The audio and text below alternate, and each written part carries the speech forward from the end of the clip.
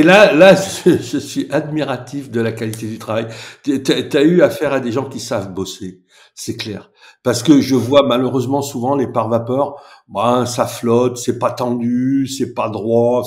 Là, moi, je revendiquerais d'y avoir travaillé si j'étais encore opérationnel, parce que franchement, c'est de la belle ouvrage.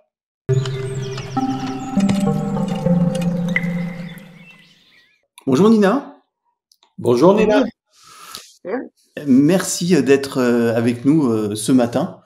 Là, on est au mois d'avril et il fait un petit peu froid en France. Donc, on s'était rencontrés il y a maintenant 2 ans, 1 an et demi, je sais plus. C'était en décembre. Oui, parce que tu dis on est en Oui, avril, mais il est peut-être bon de préciser que c'est avril 2024. Ouais, tout à fait, avril 2024. Et on a dû se rencontrer en il y a un an et décembre, demi. il y a 1 an et demi. Il y a 1 an et demi. Donc, entre-temps, donc, tu as pu faire tes travaux. Et c'est pour Oui. ça qu'on se voit aujourd'hui. C'est pour que tu puisses nous faire un retour d'expérience par rapport à tout ce que tu as fait, par rapport à l'analyse que Claude avait faite et qu'on avait filmé, une analyse qui se trouve sur YouTube et que voilà, auquel on pourra se référer tout à l'heure pour voir ce que ça t'a apporté. Et puis on est content de voir les travaux et on est impatient de venir les voir aussi. Oui. Et puis voilà, donc un petit peu ce qui s'est passé en 1 an et demi. Est-ce que tu peux nous rappeler un petit peu ton projet, pourquoi tu l'as fait, où il se trouve, un petit peu le contexte, et puis qui tu es, d'abord qui tu es. Voilà. Très bien. Donc moi, je suis Nina Chardin, la fondatrice de l'école du design intérieur durable, donc dans laquelle on forme des architectes d'intérieur, décorateurs et décoratrices à une approche plus vertueuse. Et donc ce projet que j'ai souhaité mener comme un laboratoire expérimental d'une rénovation pertinente, que j'ai choisi de faire donc dans les Hauts-de-Vosges, puisque je suis vosgienne de naissance, et sur laquelle j'ai été donc conseillée par vous sur la partie rénovation, isolation, chauffage et compagnie. Voilà, quoi vous dire de plus? Donc c'est un bâtiment, donc c'est un duplex qui fait 65 mètres carrés à peu près maintenant, que j'ai choisi de cette dimension-là parce que vivre plus durable, c'est aussi vivre d'un potentiellement plus petit, dans une taille adaptée. Moi, chaque mètre carré égale évidemment du chauffage, des matériaux, de l'entretien. Euh, Avec un format duplex, donc qui fait à peu près un carré de 6 sur 6 sur 2 niveaux. Là aussi, pour avoir cette, cette optimisation de répartition de la chaleur, je trouve assez intéressante. Et peut-être à préciser, donc c'est un bien qui est en parpaing. Alors c'est vrai que c'était un peu le sujet aussi qu'on avait évoqué dans le diagnostic. Pourquoi du parpaing pour faire une rénovation respectueuse de l'environnement quand on sait que le parpaing ne l'est pas? Et la réponse étant plus de 80% des biens aujourd'hui, enfin des logements aujourd'hui sont en parpaing en France. Et moi, dans ma démarche de laboratoire expérimental, c'était de pouvoir me mettre à la place de monsieur et madame tout le monde, autrement dit du plus grand nombre. Donc pour moi, c'était intéressant de m'attaquer à une rénovation d'un bien en parpaing.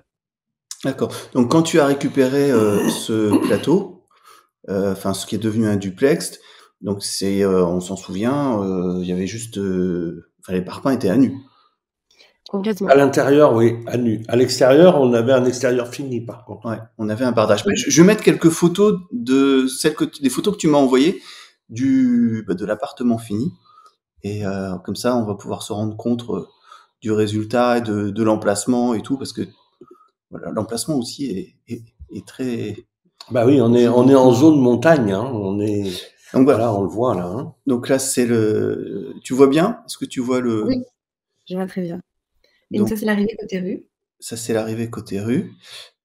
Ça, c'est côté. Côté rue aussi, on voit l'entrée. Ouais. Et le balcon, c'est chez toi? Oui. Oui, c'est le balcon depuis la chambre à l'étage. Et on voit à gauche la terrasse. Voilà. Exactement. Ouais. Qui est les pleins sud. Oui, avec une vue on va. Bah voilà, là on voit la terrasse Alors on voit aussi un logo Book and Pay parce que ce bien aujourd'hui tu l'as mis en location. Oui, tout à fait. C'est un bien qui est mis donc en location saisonnière, tout simplement parce que je voulais que ce lieu-là soit aussi un un lieu à vivre, parce que la théorie, c'est très bien et c'est déjà super, mais c'est vrai que je pense qu'on s'approprie d'autant plus et on a peut-être d'autant plus envie, soi-même de mettre en application, certains matériaux ou certaines solutions, quand on a l'occasion de les vivre à travers ses sens. On reviendra plus tard sur les solutions qui ont été choisies, mais ne serait-ce que des néomatériaux ou ce système de chauffage particulier qu'on a mis en place. Donc voilà, je voulais que les gens puissent le vivre pour, leur donner envie. Donc ça a été aussi un appartement laboratoire par rapport aussi à ton approche Oui, et donc tu as pu tester plein de choses et on voit le résultat et là tu as des retours. Plus de personnes qui vivent dedans, des tiers, oui, donc tu peux avoir des différents retours de profils, de personnes différentes aussi. Donc je trouve ça complètement. extrêmement intéressant. Donc on va faire un petit tour rapide de l'appartement d'aujourd'hui tel qu'il est. Ça c'est des photos qui datent de quand? Ça, c'était il y a quelques mois, je pense. Oui, D'accord. Alors, moi, j'ai une question aussi concernant la location que tu fais. C'est pas un locataire qui y demeure longtemps. C'est de la location, ce qu'on appelle saisonnière. complètement. Mais la personne reste de 2 nuits à 1 semaine, voilà, ça dépend, hein, du temps qu'il souhaite rester Mmh. et voilà. Alors là, on Ok. voit quelque chose déjà sur la droite, moi qui m'éveille. C'est le mur et on en reviendra, on reviendra un petit peu sur ce mur qui est particulier.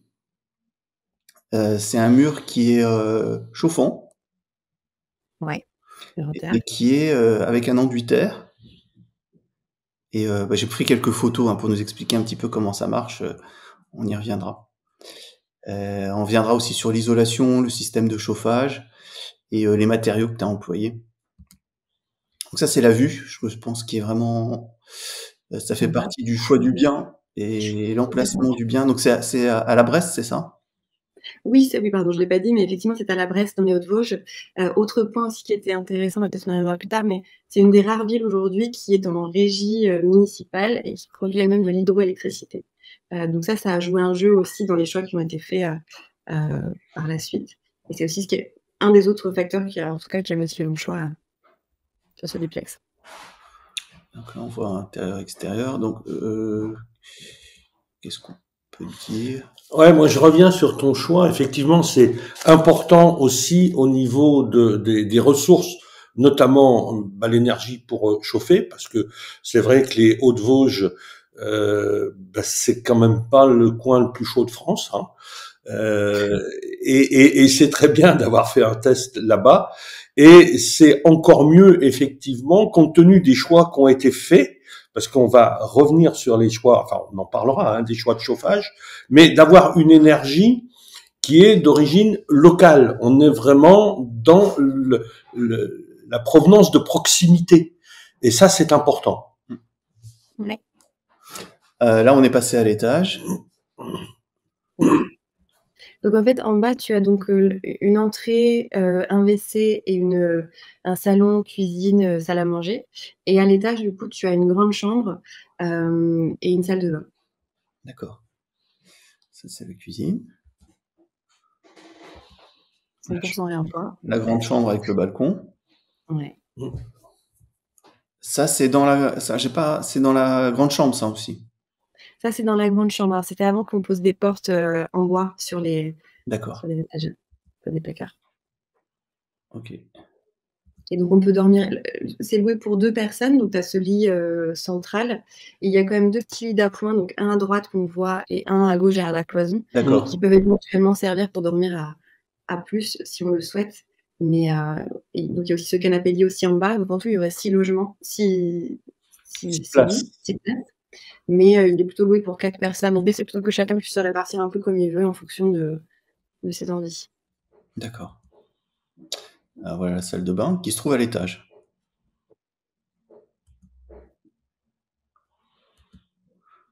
Ok. Et ça, c'était il y a donc Ça, un an c'était et le demi. Donc, diagnostic. Un an et demi, ouais. on voit qu'on n'a pas changé. Décembre 2022. Non. Alors, je reviens. Donc peut-être on va reparler un petit peu des choix que tu as fait. On avait vu donc tes grands questionnements de l'époque. Quels étaient-ils? Est-ce que tu peux nous les rappeler? Et puis après, ce que ça ce que ça t'a apporté, enfin, notre rencontre, qu'est-ce qui t'a fait évoluer suite à cette rencontre? Oui, complètement. Alors moi, je connaissais déjà évidemment, Claude, Samira Kittar, enfin, en tout cas, voilà, je connaissais déjà très bien ça et moi, j'adhérais à cette vision, pertinente d'une rénovation qui est vraiment une vision globale. Donc moi, c'est pour ça que j'étais sensible, à votre approche et donc mes questionnements et pourquoi, j'étais venue vous voir, c'est parce que, je voulais, savoir quelles étaient les solutions les plus pertinentes, notamment en termes de, d'isolation, de chauffage, de ventilation. Voilà les principaux pôles en fonction de mon bâti existant. D'accord. Donc quels ont toujours avec des matériaux éco-responsables, c'est le cœur de ton Mmh. métier, hein, on le rappelle. Donc surtout dans la décoration, mais aussi dans la vue globale, de l'habitat. Hem, donc quels ont été tes choix au final et pourquoi, tu t'es orienté vers ces choix? Alors j'ai opté pour les solutions que vous m'avez conseillées, donc D'accord, déjà. c'est plus assez simple. Donc la première, en tout cas pour l'isolation, ça a été donc de mettre de la ouate de cellulose insufflée au mur, au plafond et au sol. Donc j'étais sur l'ancien, garage puisque pour reconstituer, recontextualiser peut-être, donc ce bien fait partie a été construit sur l'ancien garage d'une ancienne maison qui a été divisée en silos en tout. Donc moi j'ai un de ces silos qui est donc construit sur l'ancien garage et donc la chape n'était pas droite du tout et elle était de toute façon, trop basse. Donc plutôt que de faire une chape béton, vous m'aviez conseillé de mettre de l'isolation en billes de liège. Ce qu'on a fait, on a fait ça, également. En termes de chauffage, du coup, donc encore une fois, il y avait ce système d'hydroélectricité locale fourni par la ville de La Bresse. Donc, l'idée de poser des panneaux solaires ou d'aller vers une solution, de ce type-là ne s'est pas trop posée puisqu'il y avait déjà de l'énergie verte qui était fournie, de l'énergie électrique. Hem Et donc sur vos conseils, je suis partie sur un système de chauffage mural en terre que j'ai choisi d'implanter donc entre, l'espace nord où se trouve le WC et l'entrée et l'espace de la pièce de vie au sud où on a donc le salon, la pièce de vie et la cuisine. Hem, Alors le système de production d'eau Voilà, la chaude, production de chaleur, ouais. au final, donc oui. c'est pas une pompe à chaleur? Non, c'est un système alors c'est exactement comme, on aurait un chauffage, au sol. Donc ce sont des tuyaux dans lesquels circule de l'eau, basse, température, donc aux alentours de 40-45 degrés et qui sont incrustés dans ce mur-là. Alors il y a des solutions pour faire un mur chauffant qui sont, heu, pré «préfabriquées» entre guillemets et qu'on vient ensuite, assembler. Là, la solution qui a été choisie, ça a été de créer donc cette structure avec, des poteaux en bois que mon père a préparés et après découpés pour passer ces câbles, qu'on a ensuite, remplis de torchis, donc avec de la terre locale et de la paille locale. Ça, c'est une artisane, hein, qui l'a réalisé, sur lesquels elle a ensuite ajouté donc une épaisseur de 2 à 3 centimètres là encore d'enduit de terre, puis un enduit de finition en terre. Alors Elle juste, on reviendra là-dessus parce que j'ai fait des photos, mais j'aimerais juste qu'on alors parle globalement des quelques choix que tu as fait. Donc, chauffage avec, enfin, distribution ou restitution, Circulation d'eau chaude, ouais. circulation d'eau Circuit chaude hydraulique. et aussi donc dans un mur avec un enduit terre. Et aussi, j'ai vu qu'il y avait quelques radiateurs, mais de grande surface, pour favoriser le rayonnement, parce que comment dire, t'as un Bah, circuit circuit à basse température, donc basse tu température. tournes entre 40 et 45 degrés de sortie de chaudière, de production. complètement. Donc là, effectivement, bah, donc la chose qui a été, que j'ai fait faire à côté, par contre, ça a été le dimensionnement de ce chauffage-là et effectivement, donc il m'a été également conseillé, 2 chauffages, électriques, rayonnants, mais effectivement de taille plus importante que ça l'aurait été dans un système normal, puisqu'effectivement, on est en basse température. Donc il fallait que les chauffages soient un peu surdimensionnés par Ouais. rapport à ce qu'il aurait été en temps normal, pour convenir effectivement, pour correspondre à la température de l'eau diffusée. Et donc pour, la production d'eau chaude pour ce circuit de distribution dans le mur, c'est une chaudière électrique aussi? Oui, complètement. C'est pas une pompe à chaleur? Non. OK. Et en revanche, les radiateurs, c'est des radiateurs électriques ou c'est aussi des radiateurs, basse température? À C'est eau? des C'est des radiateurs électriques standards. D'accord. D'accord, du panneau rayonnant électrique. Oui. Ok. Qui sont plus disons, en appoint et en sécurité. D'accord. Puisque c'est quand même le mur chauffant qui prend le dessus. Oui, le mur chauffant assure la base. La stabilité. Ouais. Alors, peut-être que j'entre dans les questions de détail d'emblée. Est-ce que ces radiateurs rayonnants électriques sont beaucoup utilisés par les occupants? Non. Et alors, pour le coup, en plus n'étant pas sur place, alors c'est pas forcément une solution pertinente si dans certaines situations, mais pour moi ça l'était puisque j'habite pas sur place, c'est qu'il y a un thermostat qui est réglable à distance. D'accord. Et donc la température est fixée et à vrai dire, ils peuvent pas vraiment beaucoup jouer sur les radiateurs. T'es sûr? Alors, je pinaille peut-être, hein. Tu es sûr que ce radiateur que l'on voit là à l'image, c'est un radiateur électrique? Moi, j'ai plutôt l'impression c'est un radiateur à eau. Ah oui, c'est un radiateur à eau. Ouais. Enfin, dans le sens où ça fonctionne effectivement à l'électricité, mais oui, c'est Voilà. Ok. Donc, parce que existe aussi, voilà, j'étais un peu surpris des choix. Aussi, ouais. Ma question. Oui, évidemment, ils sont électriques. Oui, parce que effectivement, l'eau est chauffée électriquement. Oui. Mais à un point de chauffe central, ce qu'on appelle un chauffage central, hein, du fait justement qu'on produit de façon centralisée l'eau, et donc cette chaleur produite et transportée par de l'eau, c'est le circuit hydraulique, et les émetteurs sont bien des radiateurs à eau. Et donc l'ensemble du circuit est entre 40 et 45 degrés Celsius. Voilà. Donc, ok, parce que autrement existe effectivement des panneaux électriques radiants où pour le coup le système de production de la chaleur est directement dans le panneau, dans le radiateur et est électrique direct.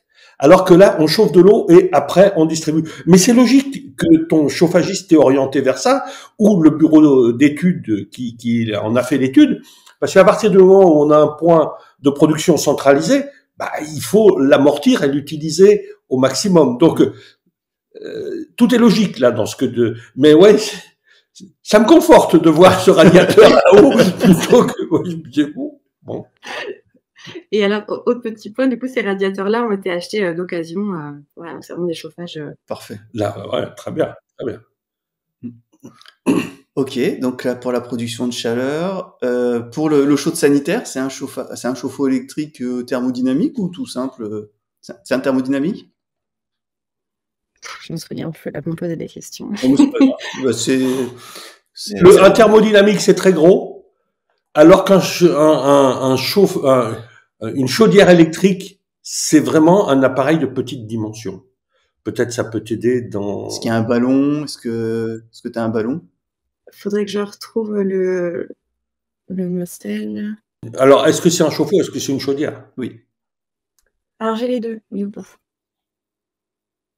Mais effectivement, donc le chauffe-eau a été acheté, alors pas vraiment d'occasion, mais en tout cas sur un site pas vraiment de déstockage, mais en tout cas, disons que c'était un produit qui était qui n'aurait pas potentiellement pu être mis en vente avec les autres, puisqu'il avait un petit choc sur la surface métallique. D'accord. Donc je l'ai quand même acheté en produit non désiré, disons, avec simplement un défaut esthétique, disons. Donc sinon il était en parfait état de fonctionnement.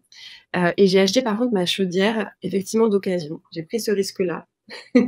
J'ai pris la marque Gretel, qui est une marque on sait de qualité et qui peut durer des années et des années.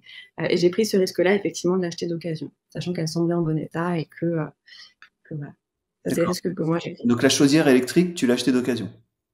Oui. D'accord. Oh, mais ça, de toute façon, ça vaut pas très cher neuf déjà. Non.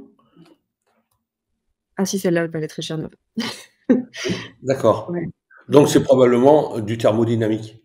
Parce qu'une chaudière simple, neuve, dans la dimension de ton appart, ça vaut 500, 600 euros. Mais c'est pas l'option thermodynamique. Donc le rendement est moindre. Et la marque de ta chaudière, c'est? Alors c'est Gretel et le modèle, Ah, Gretel chaudière électrique. Voilà, Gretel. Ouais, c'est des thermodynamiques, ça. Mais c'est pas très grand, hein. Non, c'est tout petit. Ça fait 60 par 60, 60 par 40 par 25, donc ça fait Ah ouais, non, ça non, fait ok, ça. Non, ok. non, c'est énorme. C'est une très bonne chaudière. Voilà, parce que là, elle doit avoir des systèmes de régulation, de distribution, et il faudrait tous les équipements à part. Donc là, bah, t'as pas eu à acheter les équipements puisque tout est inclus dans la chaudière. Mais c'est effectivement un chauffage direct. Ok, ça n'est pas un thermodynamique. Donc moi, ça me va encore mieux. Euh, plus c'est simple, mieux ça marche. Ouais.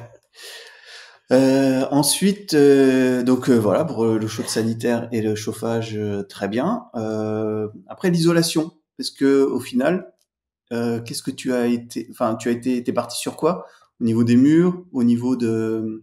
Mais a priori, ouate de cellulose à tous les étages, hein, si j'ai bien Je suis compris. partie, c'est ça, sur de la ouate de cellulose, insufflée, donc sur les murs et sur le plafond. Et j'ai pris le temps de faire appel à une entreprise, donc locale qui savait maîtriser cette mise en place d'isolant et tout ce qui est, frein et barre vapeur. J'ai préféré attendre qu'eux puissent intervenir, sachant qu'ils maîtrisaient parfaitement ces Ok. éléments-là, pour m'assurer Et d'avoir une isolation, optimale. on verra si on le garde ou si on le coupe. C'est pour moi, pour ma gouverne, c'est quelle entreprise que tu as choisi? Isoléco. Isoléco, Saint-Dié, proche de Heu, Saint-Dié. C'est une dame qui est patronne de Isoléco, me semble-t-il, en alors tout moi, cas à alors l'époque. ça a peut-être changé parce qu'eux, ils sont, mince, Ouais, Isoléco, c'est une très vieille entreprise. Il y a longtemps qu'ils font ça. à Saint-Léonard, Voilà, voilà. créé en 1979, ouais, Ouais, ouais, exactement. ouais, il y a 25 ans, 30 ans. Ouais, ouais, ouais, Ouais. ouais. Ouais, ok. Ok, donc ça aussi, j'ai pris des photos que tu m'as envoyées. On va les regarder ensuite plus en détail pour le chantier. Au niveau du renouvellement d'air, qu'est-ce que. Je suis partie sur la VMC que vous m'aviez, conseillée, donc de la marque Aldes, qui est en partie, recyclée, si je dis pas de bêtises et qui est donc, hygroréglable, Mhm. voilà, comme vous me l'aviez conseillé. Donc oui, au niveau de la VMC, tu es parti sur quel type de VMC? Une simple flux? Oui, complètement, je suis partie sur ce que vous m'aviez conseillé, donc une VMC, simple flux hygroréglable, largement suffisante donc pour mon bâti, dans une marque en plus qui est fabriquée en France et en partie recyclée. Mm. Donc voilà, plutôt dans une démarche éco-responsable aussi et qui fonctionne très bien. Ok. Euh, Quoi d'autre sur les grands principes de fonctionnement? Il y a d'autres choses que tu. Les menuiseries, elles étaient déjà installées, je Oui, crois. elles étaient déjà installées. C'était des menuiseries de très belle facture. Oui, La bonne fabriquée menuiserie, quoi. localement. Ouais, ouais. Bien intégrée, bien posée, ça je me souviens. Ouais, ouais, c'était bien. Il y Et, avait juste les volets roulants qui étaient, donc posés, situés à l'intérieur, qui Ouais, étaient un voilà, c'est pas la solution la plus pertinente, mais il était trop tard, donc voilà, c'était fait. On ne t'a pas laissé le choix puisque ça faisait partie de l'enveloppe que tu achetais. exactement. ok. Ben, peut-être que. Donc là, on voit le mur. On va voir la création de ce mur.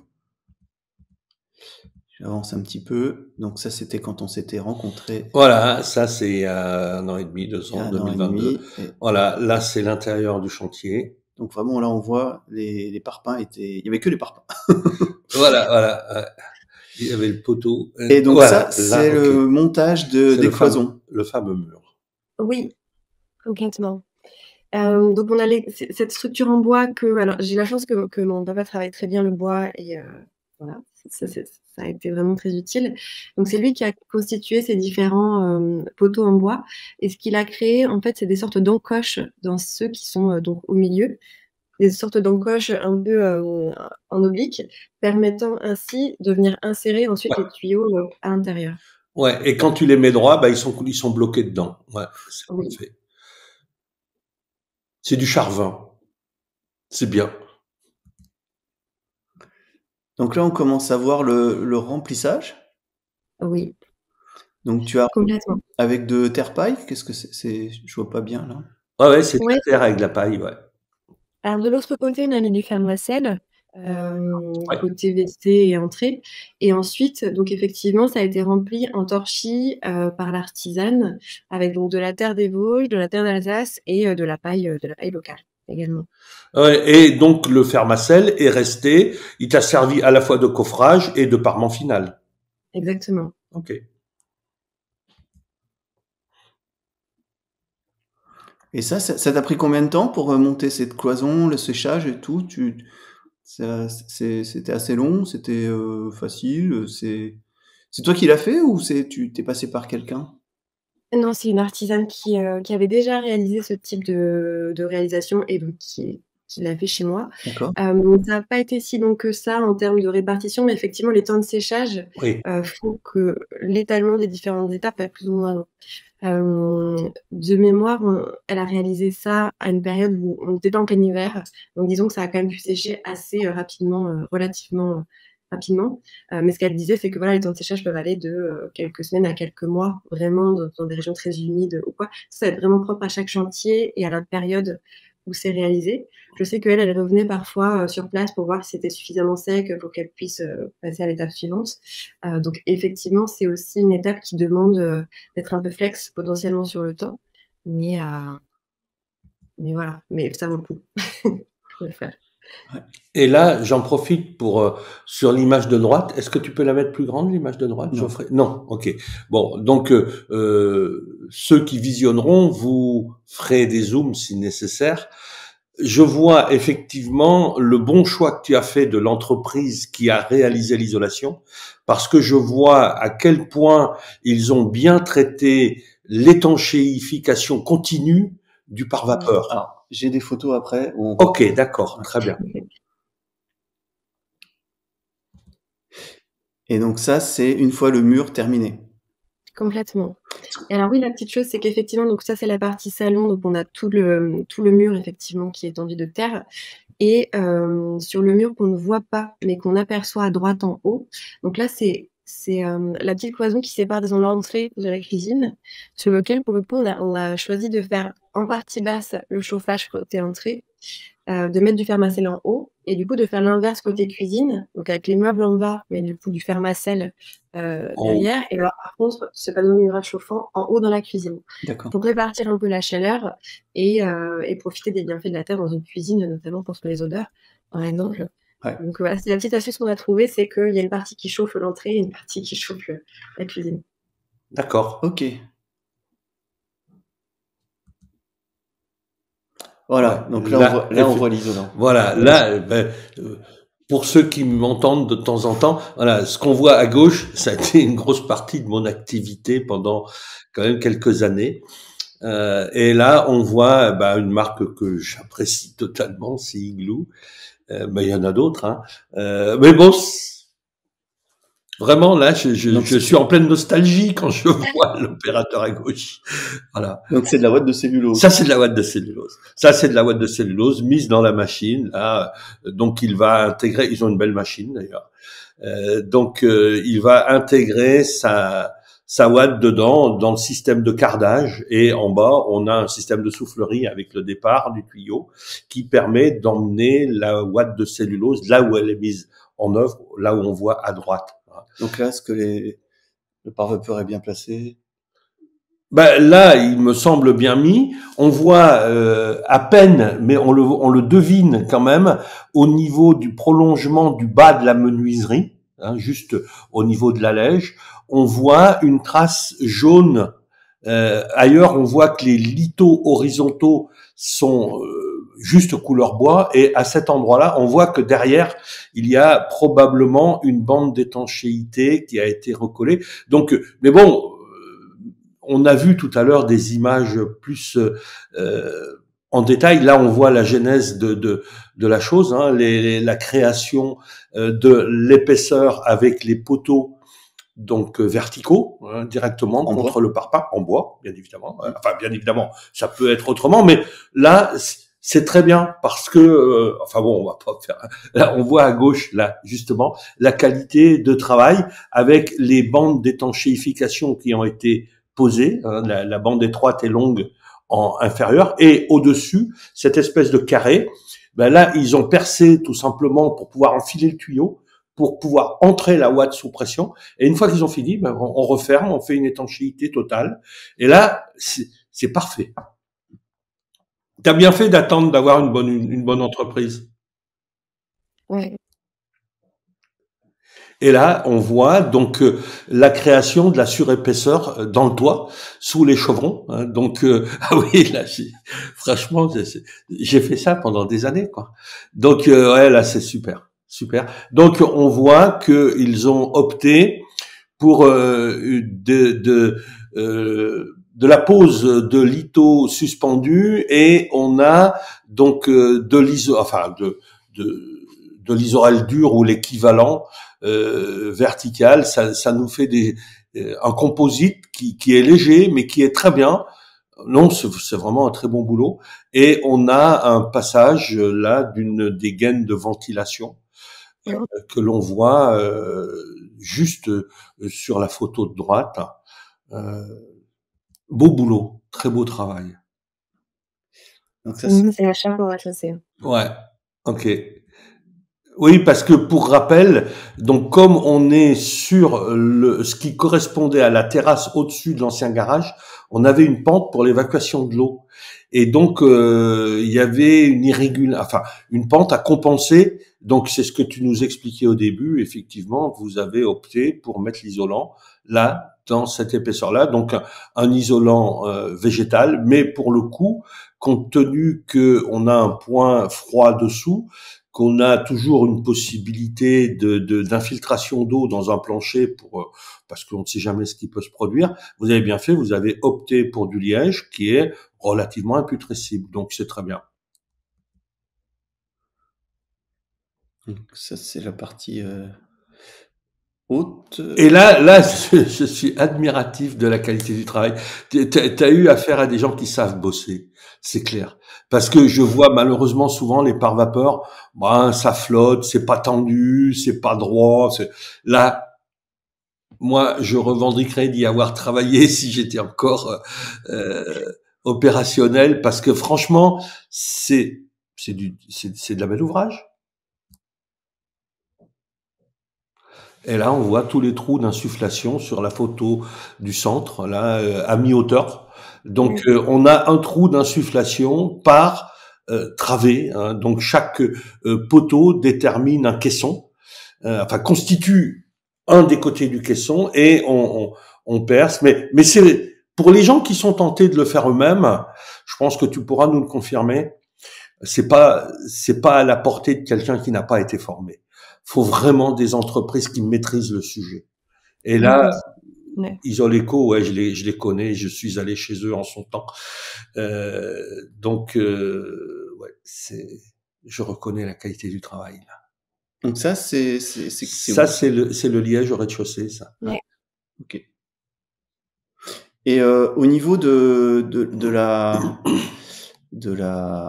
premier étage, tu as mis un isolant dans un isolant phonique pour entre les deux niveaux? Oui, on s'est posé la question un moment, sachant que c'était plutôt conçu quand même pour être 2 a priori, mais mine de rien, on a fini par isoler effectivement ce plafond qui sépare donc le rez-de-chaussée et le premier étage. Et là, on a choisi du coup du Métis. Alors non, c'est pas du Métis, c'était pas cette marque-là, c'était une autre marque, mais en tout cas, c'était un isolant en fibre textile recyclée, qui acoustiquement a également de bonnes propriétés et qui était assez facile à travailler aussi, donc idéal. D'accord. En tant qu'autoconstructeur. Voilà, j'ai d'autres photos là que tu nous as transmises de l'appartement fini. Là, on reconnaît la patte de la professionnelle. Ouais, on a envie de venir. Oui, ça donne envie de prendre des vacances. C'est clair. Et là, on voit la partie de la cuisine avec la partie supérieure qui est chauffante. Exactement. Et donc, quand tu cuisines, t'as chaud, c'est bien.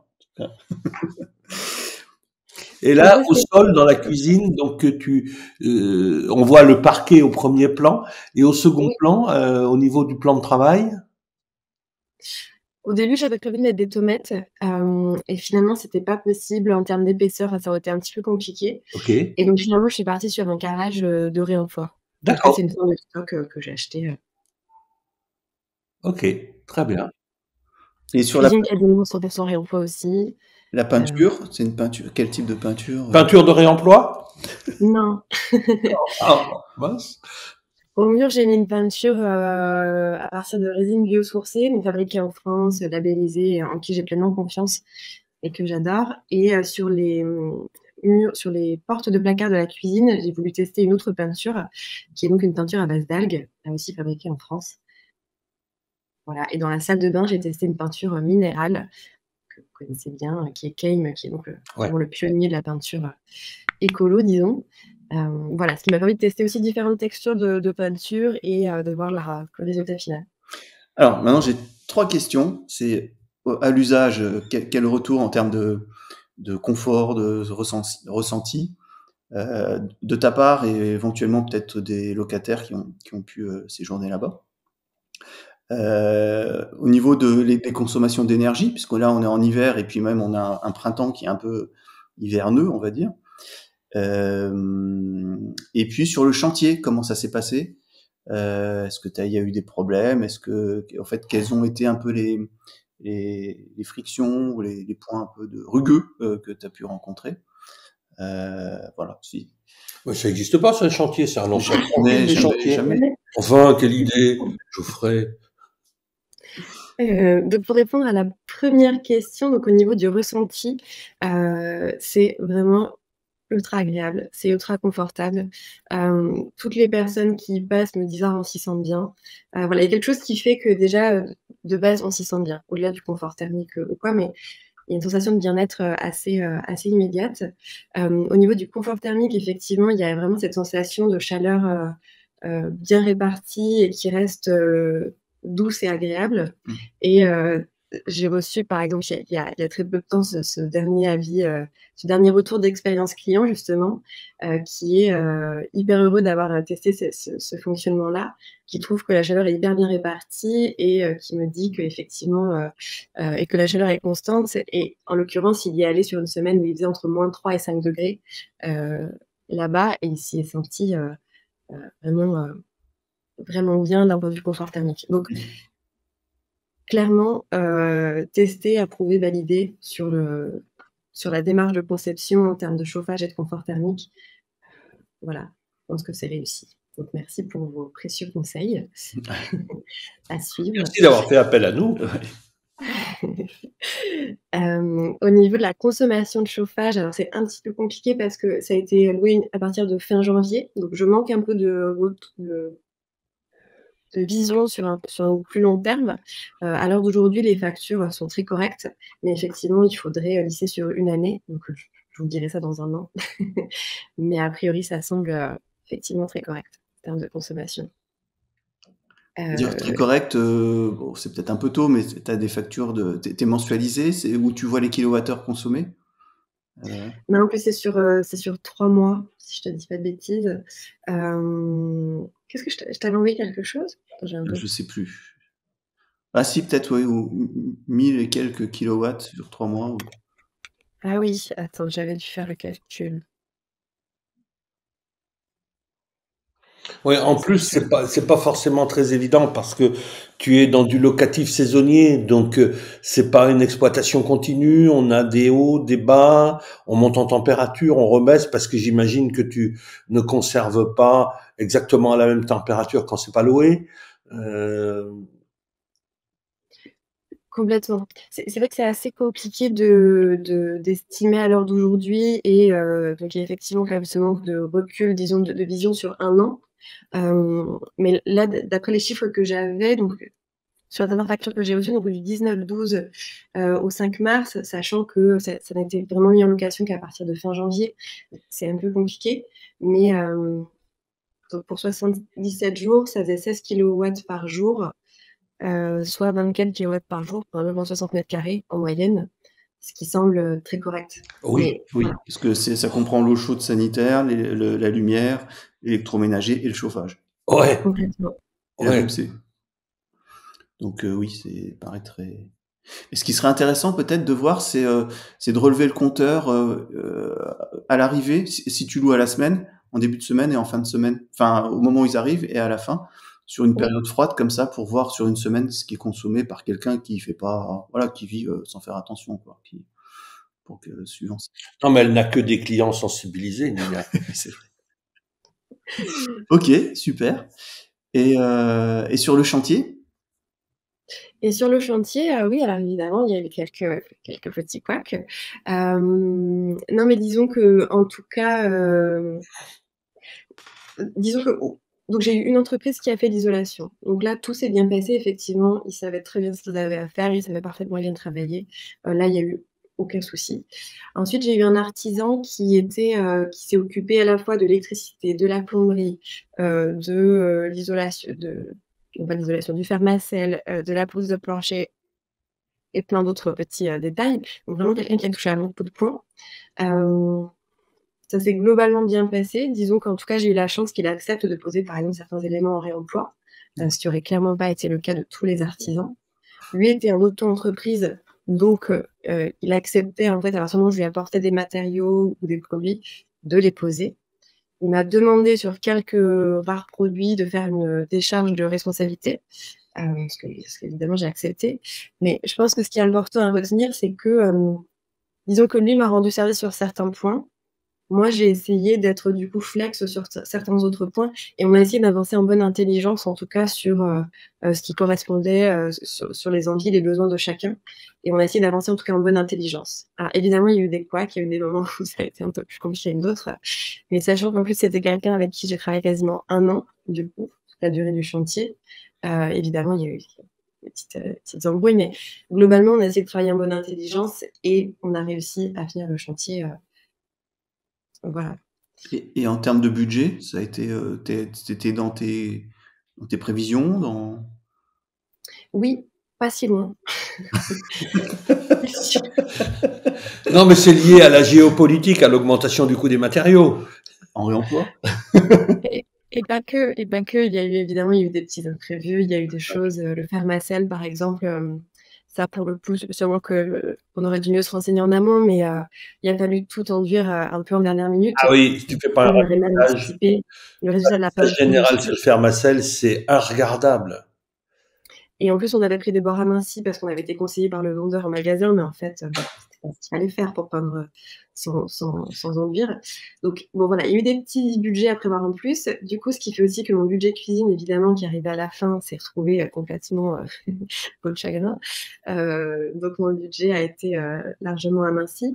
Mais je suis allée jusqu'au bout de mon projet d'avoir une cuisine 100% réemploi ou presque, ce qui m'a pris du temps pour trouver les bons éléments, en réemploi, mais ce dont je suis très, très contente, à la fin et pour un budget vraiment, minime, quoi. Enfin, là, ma cuisine, quasiment tout inclus, il y en a pour, 1 000 €, je crois, 1 200 peut-être, enfin élec Électroménager, tout compris. oui. Ah oui. Donc voilà, c'est possible. Et donc du coup, ce qui m'a aussi permis parce qu'évidemment l'isolation, et ce mur chauffant, c'est des choses qui m'ont coûté plus cher que Mmh. sur un projet, disons, standard, mais auquel je tenais absolument, notamment pour ce confort thermique mais que grâce à des dépenses moindres sur d'autres sujets, comme cette cuisine, comme des meubles en réemploi, par exemple, finalement la note finale est vraiment pas du tout excessive. J'ai pas terminé de faire mes calculs exacts, mais je suis à moins de 1 500 € du mètre carré. Donc on n'est vraiment pas, isolation Bien. comprise. Il y a pas les menuiseries. Moins de Donc 1500. Moins de 1500? oui, Aménagé. Ah oui. Ouais. on écrit correct. Mais c'est cet équilibre à trouver entre quelles sont mes priorités, sur quoi je mets de l'argent et j'accepte de mettre de l'argent parce que c'est important pour moi et sur quoi je trouve des astuces et des solutions pour ça coûte amplement cher sur d'autres personnes dépenses. Oui, sachant qu'effectivement, dans un habitat, l'isolation, on la refait pas, parce Exactement. qu'autrement, faut tout casser. Le chauffage, on le refait pas, sinon faut tout casser, donc faut pas se planter. Les sols et les parements, bah c'est pareil, faut pas trop se planter. Après, c'est vrai que la déco, bah, on peut y revenir, mais malgré tout, oui, ça amène à faire des choix qui sont pas forcément ceux de la plupart, enfin de tout le monde, à savoir vraiment, je mets le paquet sur ce qu'on voit pas. Et ce qu'on voit pas, par définition, c'est ce qu'on ne refera pas, parce que précisément comme on le voit pas, ça n'est pas accessible. Ouais. Et c'est ce qui donne aussi cette sensation de confort, quel que soit d'ailleurs le niveau de décoration qu'on met. On s'en aperçoit pas. Enfin, je pense que quand tu es dans le confort, tu es juste bien et voilà, Tout va bien. tout va bien.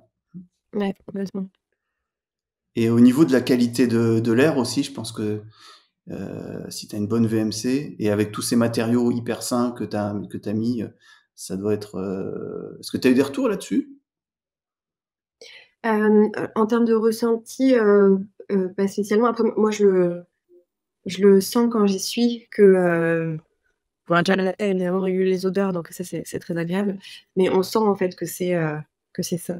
Après je ferai le test parce qu'il y a Circadian qui propose un test, c'est un petit boîtier qu'on met chez soi et qui mesure donc, les composés organiques volatiles Ouais. dans chaque pièce. Et j'ai dit que je ferai le test, ouais, prochainement pour rentrer. J'espère que ça marche en tout cas. Ouais, ouais. Oui, il y a quasiment aucun composé organique volatile ou autre polluant de l'air intérieur qui a été intégré dans ce bâti. Donc a priori, il y a pas de raison. Ok. Donc, ben écoute, merci beaucoup pour ce témoignage. Est-ce que tu as d'autres choses que tu voudrais dire par rapport à ce chantier, par rapport à tes projets aussi? Est-ce que ça t'a donné des idées? Ouais, fais évoluer professionnellement dans tes activités, apporter de nouvelles visions, de nouveaux horizons, élargis les possibles.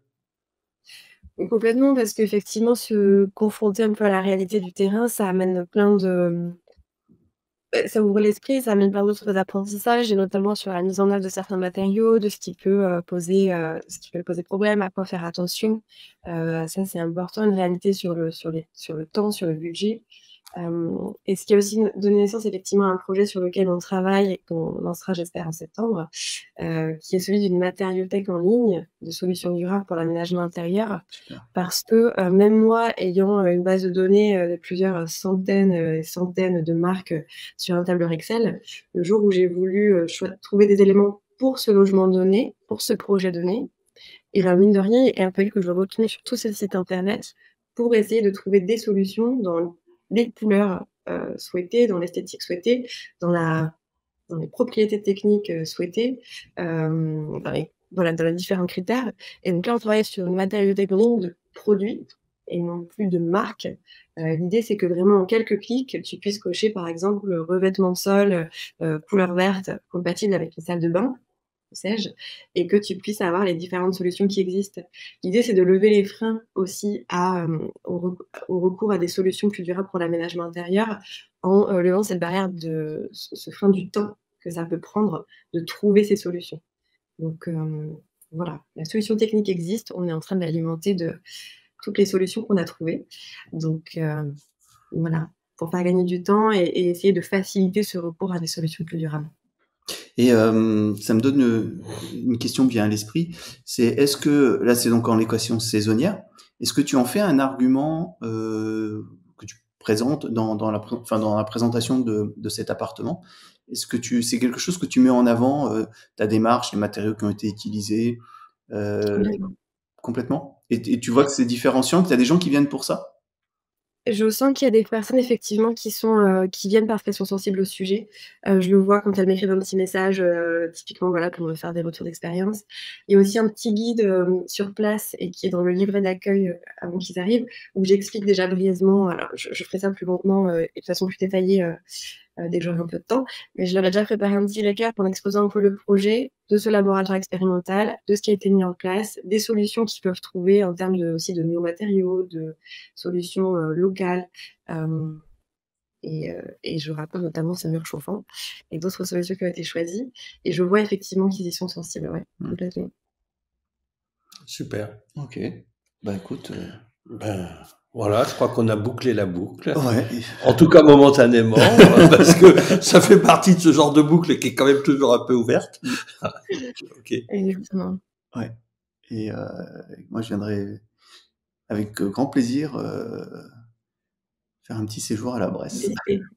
Ah ouais, ça donne envie. Ouais. C'est clair, c'est clair. Imaginez comme vous voulez. Avec plaisir. Merci Nina. Eh ben écoute, ça Merci, sera Nina. avec plaisir. Donc merci de ton témoignage et puis continue cette belle aventure parce que manifestement avec la matériothèque etc. on sent que il y en a encore sous la pédale quoi. Plein de choses à faire. Totalement, totalement. Mais ça on n'en a jamais douté. Merci Nina. Merci Nina. Merci À bientôt. à bientôt. Au revoir.